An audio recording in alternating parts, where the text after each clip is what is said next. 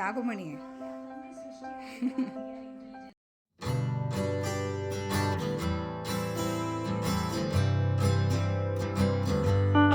Hello, ಎಲ್ಲರೂ ಹೇಗಿದ್ದೀರಾ? ನಾನು ತುಂಬಾ ಚೆನ್ನಾಗಿದ್ದೀನಿ. ನೀವು ಕೂಡ ತುಂಬಾ ಚೆನ್ನಾಗಿರ್ತೀರಾ ಅಂತ ಅಂದ್ಕೊಂಡು ಈ ವ್ಲಾಗ್ನ ಮಾಡ್ತಾ ಇದ್ದೀನಿ.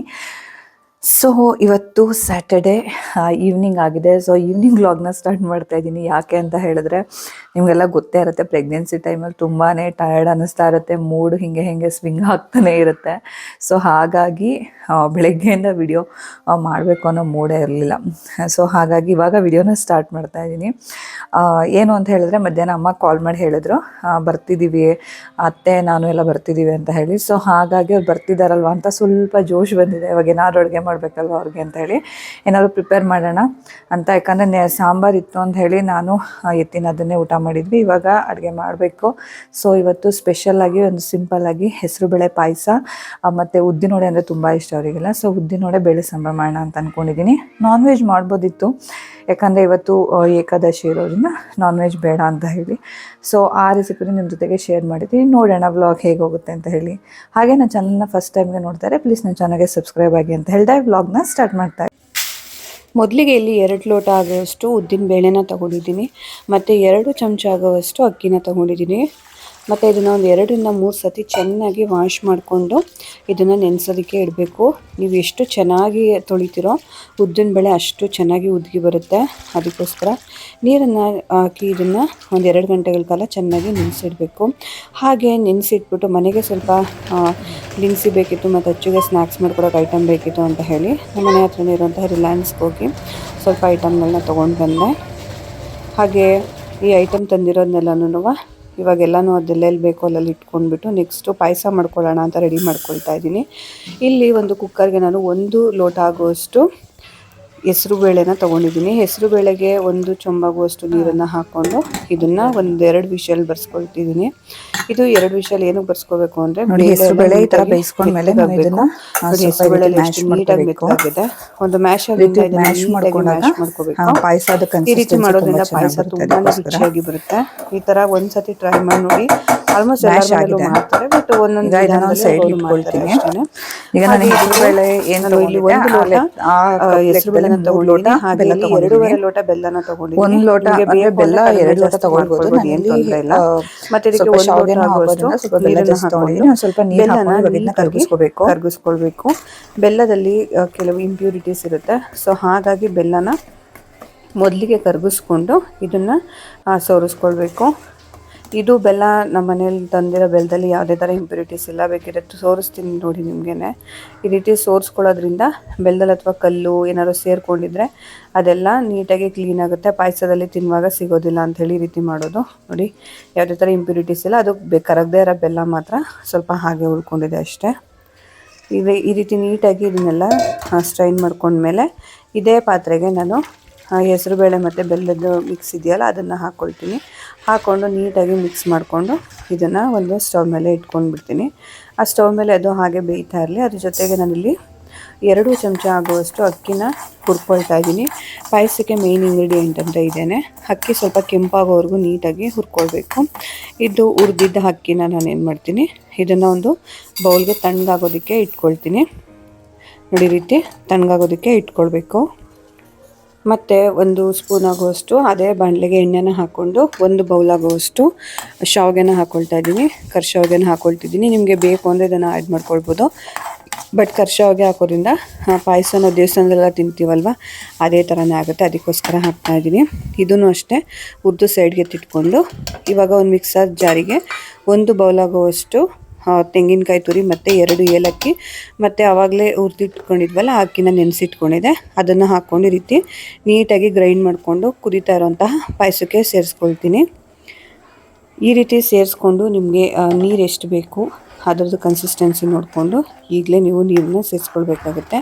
ಹಾಗೆ ಅಥವಾ ಪಾಯಸ ಸ್ವಲ್ಪ ಸಪ್ಪೆ ಇತ್ತು ಅಂದ್ರೂ ಈ ಟೈಮಲ್ಲಿ ನೀವು ಬೆಲ್ಲನ ಸೇರಿಸ್ಕೊಳ್ಬೋದು. ತುಂಬಾ ಚೆನ್ನಾಗಿರುತ್ತೆ ನೋಡಿ. ಈ ರೀತಿ ಮಿಕ್ಸ್ ಮಾಡಿಕೊಂಡು ಇಷ್ಟು ಕನ್ಸಿಸ್ಟೆನ್ಸಿ ಇದ್ದರೆ ಸಾಕು, ಪಾಯಸ ತುಂಬಾ ಚೆನ್ನಾಗಿ ಬರುತ್ತೆ.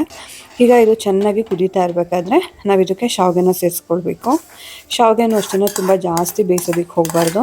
ತುಂಬ ಜಾಸ್ತಿ ಬೇಯಿಸಿದ್ರೆ ಶಾವಿಗೆನೂ ಅಷ್ಟೇ ತುಂಬ ಗಟ್ಟಿಯಾಗಿಬಿಡುತ್ತೆ. ತಿನ್ನೋದಕ್ಕೂ ತುಂಬ ಅಷ್ಟೊಂದೇನು ಚೆನ್ನಾಗಿರಲ್ಲ, ತುಂಬ ಗಟ್ಟಿಯಾದರೆ ಹಲ್ವಾ ಥರ ಆಗಿಬಿಡುತ್ತೆ. ಸೊ ಹಾಗಾಗಿ ಸ್ವಲ್ಪ ಒಂದು 2-3 ಕುದಿ ಬಂದ ತಕ್ಷಣ ಸ್ಟವ್ನ ಆಫ್ ಮಾಡ್ಕೊಂಡ್ಬಿಡ್ಬೇಕು.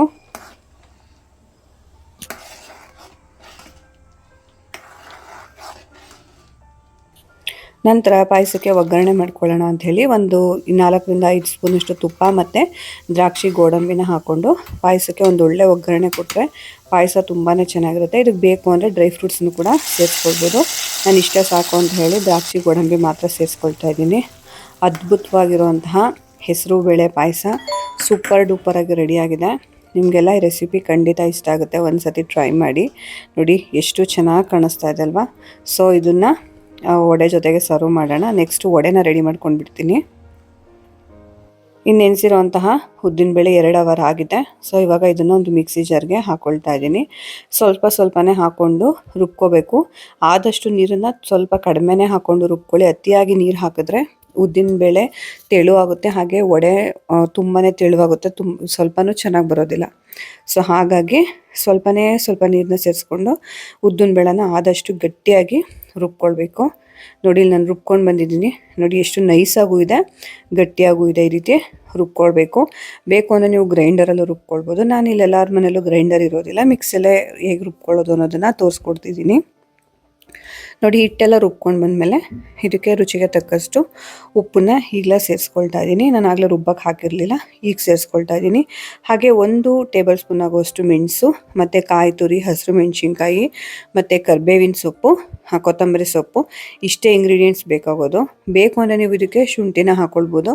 ನಾನು ಇದಕ್ಕೆ ಶುಂಠಿ ಆ ಥರ ಎಲ್ಲ ಏನೂ ಸೇರಿಸಿಲ್ಲ. ಶುಂಠಿ ಫ್ಲೇವರ್ ನನಗೇನು ಅಷ್ಟೊಂದು ಇಷ್ಟ ಆಗೋದಿಲ್ಲ. ಸೊ ಹಾಗಾಗಿ ಇವಾಗ ಇದನ್ನು ನೀಟಾಗಿ ಮಿಕ್ಸ್ ಮಾಡ್ಕೊಳ್ತೀನಿ. ನೋಡಿ ಈ ರೀತಿ ಕೈಯಲ್ಲಿ ನೀಟಾಗಿ ಮಿಕ್ಸ್ ಮಾಡ್ಕೊಳ್ಬೇಕು. ಸ್ಪೂನಿಂದ ಮಿಕ್ಸ್ ಮಾಡೋದಕ್ಕಿಂತ ಈ ರೀತಿ ಕೈಯಲ್ಲಿ ಮಿಕ್ಸ್ ಮಾಡ್ಕೊಡೋದ್ರಿಂದ ಅದಕ್ಕೆ ಏರ್ ಬಬಲ್ ಅಂದರೆ ಹಿಟ್ಟಿಗೆ ಗಾಳಿ ಎಲ್ಲ ನೀಟಾಗಿ ತುಂಬಿಕೊಳ್ಳುತ್ತೆ. ಆವಾಗ ಅದು ಸ್ವಲ್ಪ ಒದಗಿ ಬರುತ್ತೆ. ಸೊ ಈಗ ಮಾಡೋದ್ರಿಂದ ವಡೆ ನಮಗೆ ತುಂಬ ಫ್ಲಫಿಯಾಗಿ ಚೆನ್ನಾಗಿ ಬರುತ್ತೆ. ಇದ್ರ ಜೊತೆಗೆ ಒಂದು ಚಟ್ನಿನ ಮಾಡ್ಕೊಳ್ತಾ ಇದ್ದೀನಿ. ಇದಕ್ಕೆ ನಾನು ಒಂದು ಅರ್ಧ ಕಪ್ ಆಗುವಷ್ಟು ತೆಂಗಿನಕಾಯಿ ಮತ್ತು 1 ಕಪ್ ಆಗುವಷ್ಟು ಹುರ್ಗಡ್ಲೆನ ತೊಗೊಂಡಿದ್ದೀನಿ. ಇವೆಲ್ಲನೂ ಒಂದು ಮಿಕ್ಸಿ ಜಾರ್ಗೆ ಹಾಕ್ಕೊಳ್ತಾ ಇದ್ದೀನಿ. ಹಾಗೆ ಇಲ್ಲಿ ನಾನು ಹಸಿರು ಮೆಣಸಿನ್ಕಾಯಿನ ಒಂದು 2-3 ಸೇರಿಸ್ಕೊಂಡಿದ್ದೀನಿ. ಅದು ವಿಡಿಯೋ ಸ್ಕಿಪ್ ಆಗಿದೆ.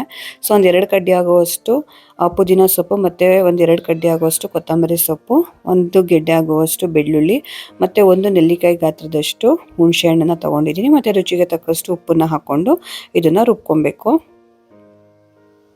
ನಮಗೆ ಇಲ್ಲಿ ಚಟ್ನಿ ರೆಡಿಯಾಗಿದೆ. ನೆಕ್ಸ್ಟ್ ವಡೆನ ಹಾಕ್ಕೊಳ್ಳೋಣ. ಎಣ್ಣೆ ಚೆನ್ನಾಗಿ ಕಾದ್ಮೇಲೆ ಸ್ವಲ್ಪ ಕೈನ ಒದ್ದೆ ಮಾಡಿಕೊಂಡು ಈ ರೀತಿ ಹಿಟ್ಟನ್ನು ತಗೊಂಡು ಮಧ್ಯೆ ಹೋಲ್ ಮಾಡಿ ಈ ರೀತಿ ವಡೆನ ಹಾಕ್ಕೊಳ್ಬೇಕು. ನೋಡಿ ಗಟ್ಟಿಯಾಗಿ ರುಬ್ಬಿರೋದ್ರಿಂದ ಏರ್ ಫಾರ್ಮ್ ಆಗಿದೆ, ಅಂದರೆ ನಾವು ಕೈಯಲ್ಲಿ ಕಲಸಿರೋದ್ರಿಂದ ಏರೆಲ್ಲ ಅದರೊಳಗಡೆ ತುಂಬ್ಕೊಂಡಿದೆ, ಗಾಳಿ ತುಂಬ್ಕೊಂಡಿದೆ ಹಿಟ್ಟಲ್ಲಿ. ಸೊ ಹಾಗಾಗಿ ನಮಗೆ ವಡೆ ಹಾಕೋದಕ್ಕೆ ತುಂಬಾ ನೀಟಾಗಿ ಬರುತ್ತೆ. ಹಾಗೆ ಅಕ್ಕಿ ಹಾಕಿರೋದ್ರಿಂದ ಒಂದು ವಡೆಗೆ ಕ್ರಂಚಿನೆಸ್ ತುಂಬಾ ಚೆನ್ನಾಗಿ ಬರುತ್ತೆ.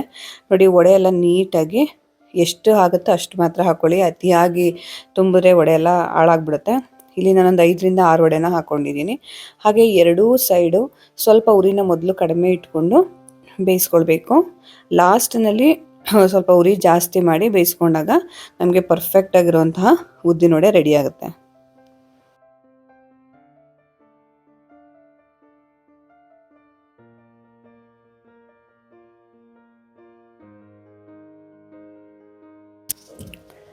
ನೋಡಿ ಇವಾಗ ನಮಗೆ ಕ್ರಿಸ್ಪಿ ಆಗಿರುವಂತಹ ವಡೆ ರೆಡಿಯಾಗಿದೆ. ಇದನ್ನು ನೀಟಾಗಿ ಸ್ಟ್ರೈನರ್ ಸಹಾಯದಿಂದ ಇದನ್ನು ಎತ್ಕೊಳ್ತಾ ಇದ್ದೀನಿ. ಈ ರೀತಿ ಮಾಡೋದ್ರಿಂದ ಆಯಿಲ್ನು ಸುಧಾ ಜಾಸ್ತಿ ಕುಡಿಯೋದಿಲ್ಲ. ಉದ್ದಿನ ವಡೆ ತುಂಬಾ ಚೆನ್ನಾಗಿ ಬರುತ್ತೆ. ನಾವು ಹೋಟ್ಲಲ್ಲೆಲ್ಲ ಯಾವ ರೀತಿಯಾಗಿ ತಿಂತೀವಿ ಅದೇ ರೀತಿಯಾಗಿರುತ್ತೆ. ನೋಡಿ ರೆಸಿಪಿ ಖಂಡಿತ ನಿಮಗೆಲ್ಲ ಇಷ್ಟ ಆಗುತ್ತೆ.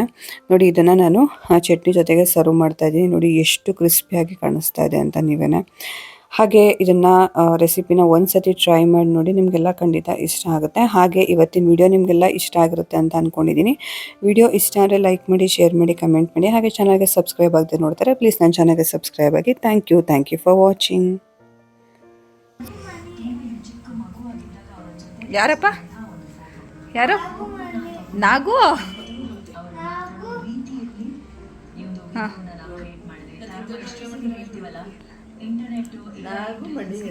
ಹೇಳಪ್ಪ, ಏನಪ್ಪ ಅವ್ರ ಹೆಸರು? ಅವ್ರ ಹೆಸರೇನು? ಅವ್ರ ಹೆಸರೇನು? ನಾಗುಮಣಿ. ನಿಮ್ಮ ಹೆಸರೇನು? ನಿಮ್ಮ ಹೆಸರೇನು? ನಾಗಮಣಿ ಅಜ್ಜಿ. ಅಜ್ಜಿ ಸ್ಪೆಲ್ಲಿಂಗ್ AJJ. ಎ ಆಮೇಲೆ JJI.